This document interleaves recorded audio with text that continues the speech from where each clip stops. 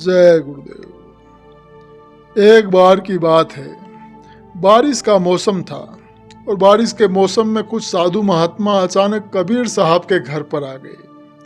तो बारिश के कारण कबीर साहब उस दिन बाजार में कपड़ा बेच नहीं सके थे और घर में मेहमानों के लिए खाना भी पर्याप्त नहीं था। तो उन्होंने अपनी पत्नी लोई से पूछा कि क्या कोई दुकानदार कुछ आटा दाल हमें उधार दे देगा, जिसे हम बाद में कपड़ा बेचकर चुका देंगे।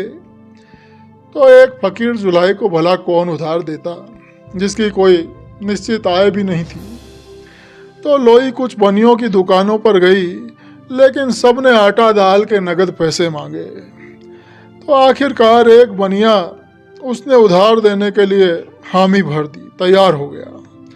लेकिन उसने यह शर्त रखी कि लोई एक रात उसके साथ बिताए। ऐसी नीचता भरी शर्त सुनकर लोई को बुरा तो बहुत लगा, लेकिन बेचारी खामोश रही। तो जितना राशन उसे चाहिए था बनिए ने उसे दे दिया। तो जल्दी से राशन घर लाकर लोई ने खाना बनाया और जो भी बातचीत बनिए से हुई थी वो कबीर साहब को बता दी। तो रात होने पर कबीर साहब ने लोई से कहा कि बनिए का कर्ज चुकाने का वक्त आ गया है और ये भी कहा कि तू चिंता मत करना, मालिक सब ठीक करेगा।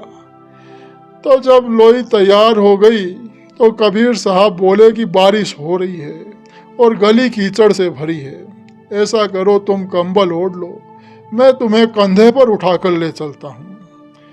तो जल्दी ही दोनों जने बनिए के घर पहुंच गए। तो कबीर साहब बाहर खड़े हो गए और लोई अंदर चली गई और कबीर साहब दरवाजे के बाहर उसका इंतजार करने लगे।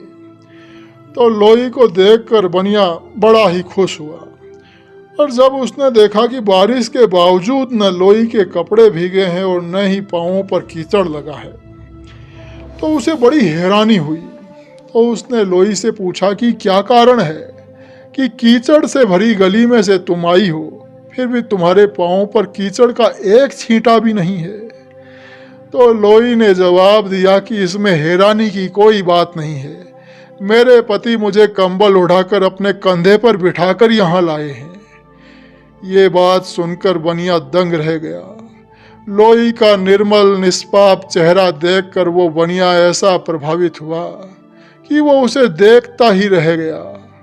जब लोई ने कहा कि उसके पति कबीर साहब वापस ले जाने के लिए बाहर इंतजार कर रहे हैं, तो बनिया अपनी नीचता और कबीर साहब की महानता को देखकर शर्म से पानी पानी हो गया।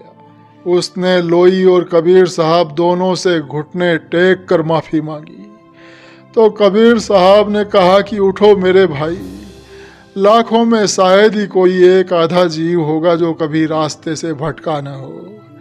कबीर साहब और उनकी पत्नी वापस अपने घर लौट आए और बनिया देर रात तक बीती हुई घटना के बारे में सोचता रहा और अंत में वो बनिया इस नतीजे पर पहुंचा कि संसार में एक ही सच्चा मार्ग है और वो है परमार्थ का मार्ग। सुबह वो बनिया कबीर साहब को ढूंढता हुआ उनके घर पहुंचा और समय बीतने पर वो बनिया उनके प्रेमी शिष्यों में से एक गिना जाने लगा। भूले भटके हुए जीवों को सही रास्ते पर लाने के लिए संतों के अपने अपने तरीके होते हैं जो आसानी से समझ में नहीं आते हैं। जय गुरुदेव।